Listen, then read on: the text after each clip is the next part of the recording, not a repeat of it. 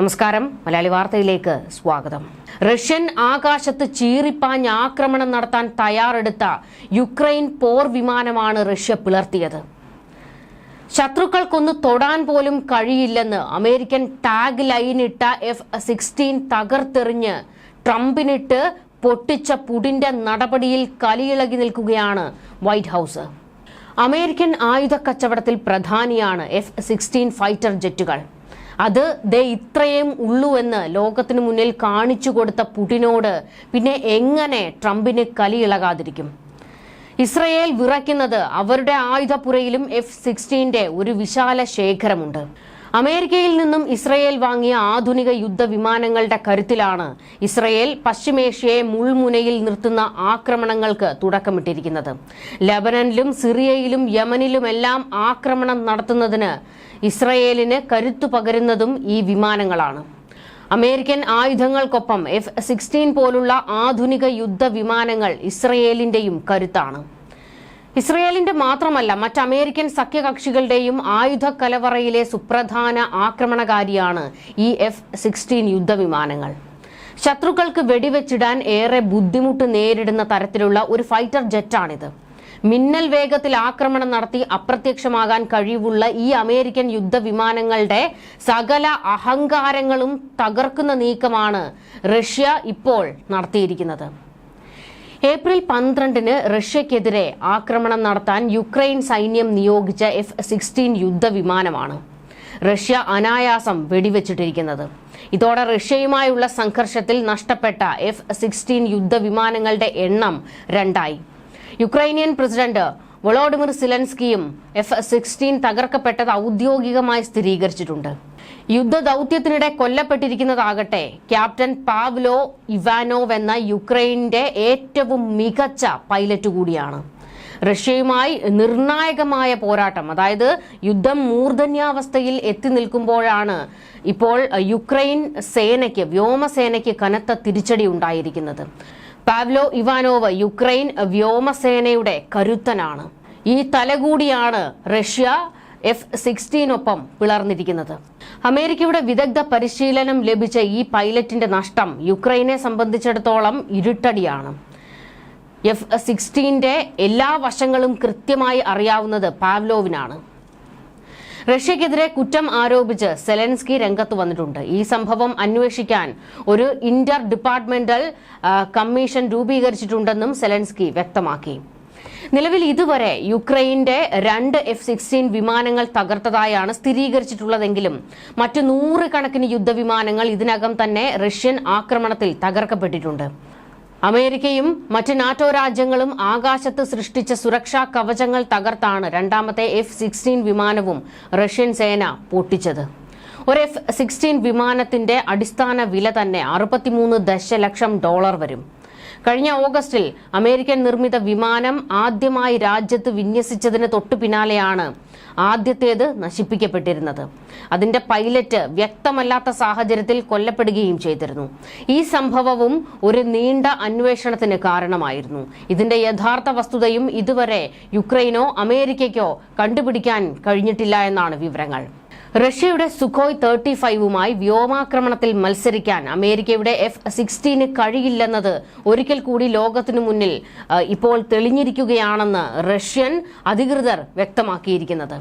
ഇതോടെ ലോക ആയുധ വിപണിയിൽ F-16 ഡിമാൻഡാണ് ഇടിയുന്നത്.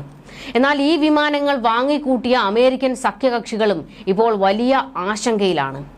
F-16 റഷ്യൻ ഫൈറ്റർ ജെറ്റുമായി മത്സരിക്കാൻ പരിമിതിയുണ്ടെന്നാണ് യുക്രൈനിയൻ വ്യോമസേനാ വക്താവ് യൂറി ഇഗ്നാറ്റ് തന്നെ മുൻപ് തുറന്നു പറഞ്ഞിരുന്നത്. ഇതും അമേരിക്കയ്ക്ക് നാണക്കേടുണ്ടാക്കിയ സംഭവമായിരുന്നു.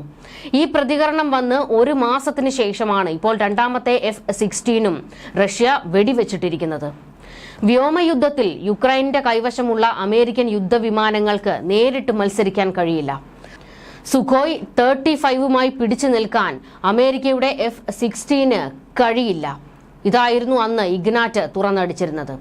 യുക്രൈന്റെ ഈ നിലപാട് തന്നെയാണ് ഇസ്രയേലിനെയും ആശങ്കപ്പെടുത്തുന്നത്.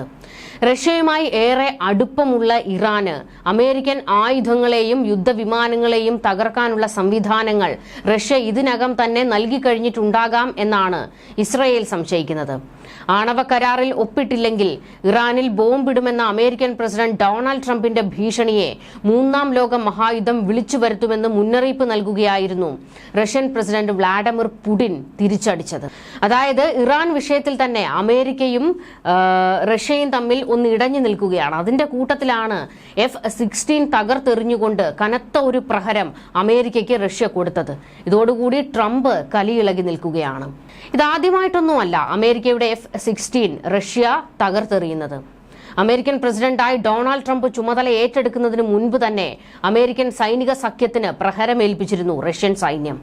നാറ്റോയുടെ F-16 യുദ്ധവിമാനത്തിന്റെ പ്രധാന പരിശീലക പൈലറ്റിനെയാണ് യുക്രൈന്റെ മണ്ണിൽ വെച്ച് റഷ്യ അന്ന് വകവരുത്തിയത്.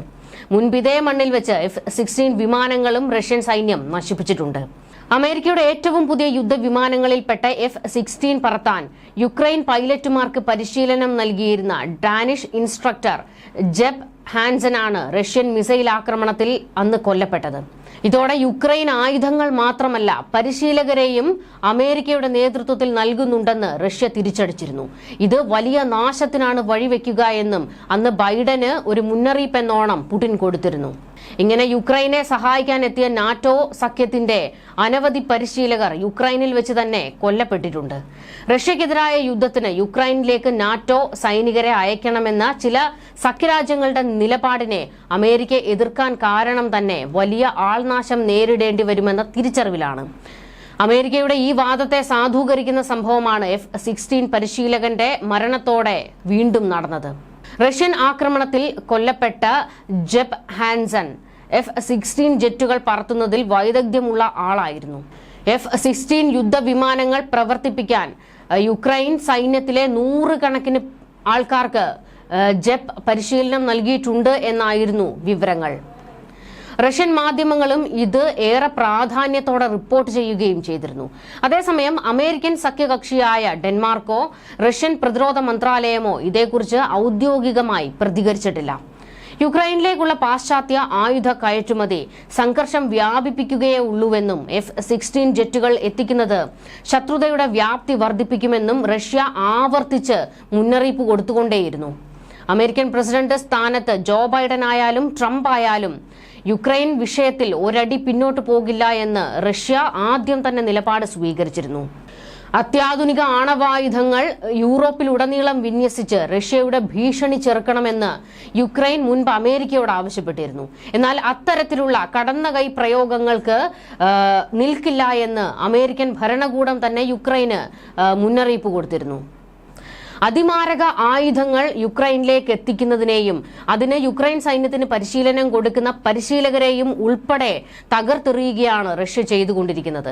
F-16 വീണ്ടും തകർത്തെറിഞ്ഞതിലൂടെ അമേരിക്കയ്ക്ക് വലിയൊരു നാണക്കേടാണ് ഇപ്പോൾ പുടിൻ ഉണ്ടാക്കി വെച്ചിരിക്കുന്നത്.